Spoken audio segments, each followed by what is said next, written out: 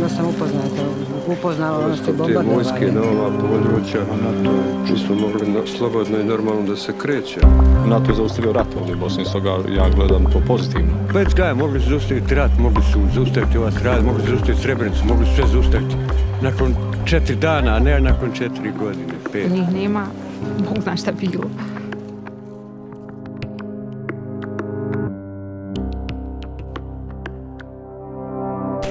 Between March 1992 and December 1995, Bosnian Muslims, often known as Bosniaks, Bosnian Croats and Bosnian Serbs fought each other in Europe's bloodiest conflict since the end of the Second World War. During the war, Bosnia and Herzegovina actually had almost as many as 5 or more conflicts going on at the same time. Over 100,000 people died, 2.3 million fled their homes, and more than 1 million took refuge abroad. Despite the decisive role that NATO came to play in Bosnia and Herzegovina, the alliance was slow to join international efforts to end the fighting. Why do we get involved? Mainly not really for the right strategic reason, not so much because we saw our interests in intervening in Yugoslavia to put a stop to the bloodshed, but more because the United Nations in 1993 came knocking on our door. They needed NATO's assistance with ships in the Adriatic to form a kind of naval blockade to stop the weapons coming in. NATO aircraft were also called upon to enforce a no-fly zone over the country and to provide air support to the UN peacekeeping force UNPROFOR. NATO and UN commanders both had to agree before air operations could be carried out.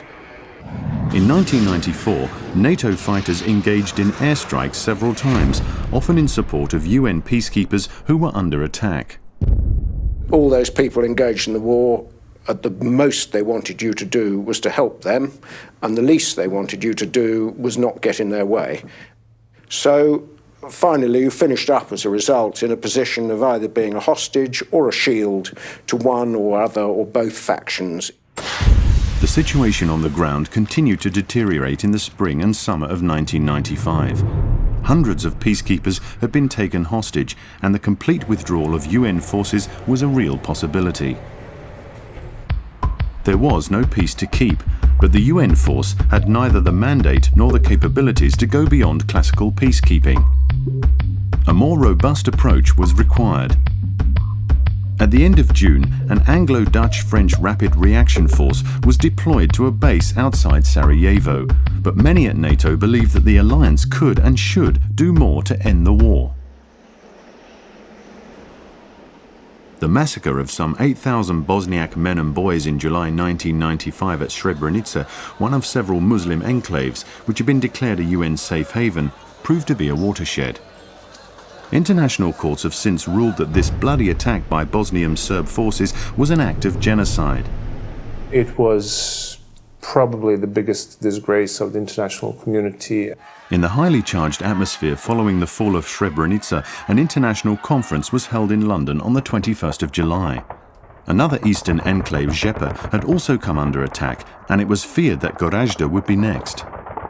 The threat was made to the Bosnian Serbs that if there was another attack on a safe area, then we, the nations, NATO, would bomb and continue to bomb until they stopped. For that reason, an operation had to be planned by NATO. This wasn't just an extension anymore of the no-fly zone or giving close air support. And we, the UN force on the ground, had to plan for this as well. At the end of August, when what proved after investigation to be a Serb-fired mortar exploded in Sarajevo's Markale market, NATO airstrikes were called in.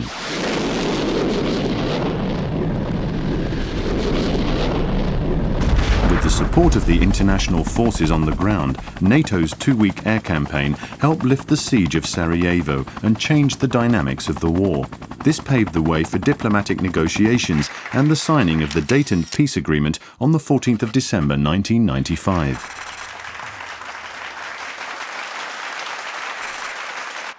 The peace settlement was very complex. Bosnia and Herzegovina was divided into 2 entities, the Bosnian Croat Federation and the Serb Republic.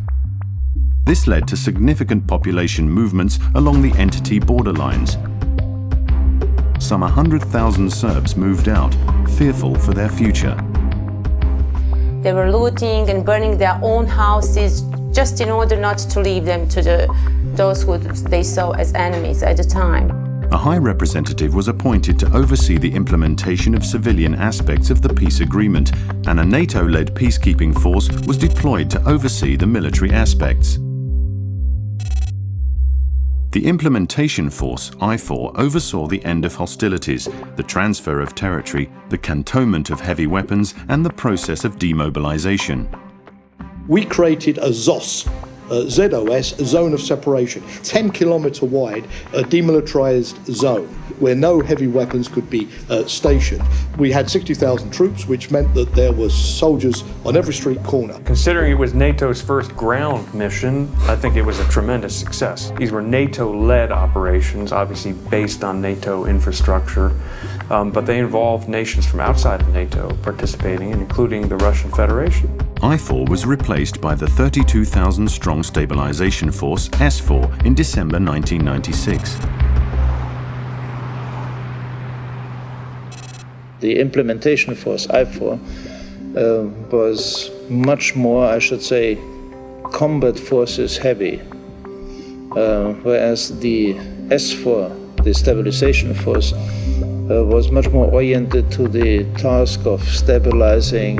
SFOR took on a broader range of tasks and worked closely with other international organizations, especially the Office of the High Representative, the OHR, to help create the conditions in which the country could rebuild. SFOR's new approach manifested itself in various ways. In 1997, SFOR took control of the transmission towers of Bosnian Serb television, which had been producing propaganda and hate speech. SFOR provided support to OHR and the rest of the international community in, let's say, rearranging political environment in the country. In the summer of 1997, the strong presence of SFOR troops in Banja Luka helped protect the moderate Bosnian Serb president Biljana Plavšić from hardline elements. A few years later, in 2001, SFOR was called on to raid a bank in Mostar, where funds were being misused to finance a move to establish a third separate Croat entity. SFOR also played a role in locating and arresting war crime suspects. National authorities were expected to hand over war crime suspects to the International Criminal Tribunal for the former Yugoslavia in The Hague, but this was not happening at first. In July 1997, SFOR started snatch operations and over the next few years arrested 28 individuals and killed 2 who were resisting arrest. This helped break the cycle of impunity. Bosnia moved into a new phase where for the first time people actually really started to talk about crimes that have been committed during the war. By late 2008, of 161 persons indicted for war crimes, 159 had been brought to justice one way or another. The continued liberty and influence of individuals indicted for war crimes had been one of the greatest obstacles discouraging the return of refugees. The security issue was the main issue for refugee returns. You had to make sure that in the communities, in the entities, the people were received well and not harassed and be driven out once again. After the first few years as the security situation improved, the rate of refugee returns increased. Thanks to SFOR, 1 million people returned to their homes. During the 9 years that NATO-led forces remained in Bosnia and Herzegovina, 43 different countries from Europe and around the world contributed peacekeepers. Troop numbers were reduced progressively from the original 60,000 to around 7,000. In December 2004, thanks to progress on the ground, NATO handed over the security operation to the European Union, but continued to support the operation with assets and capabilities.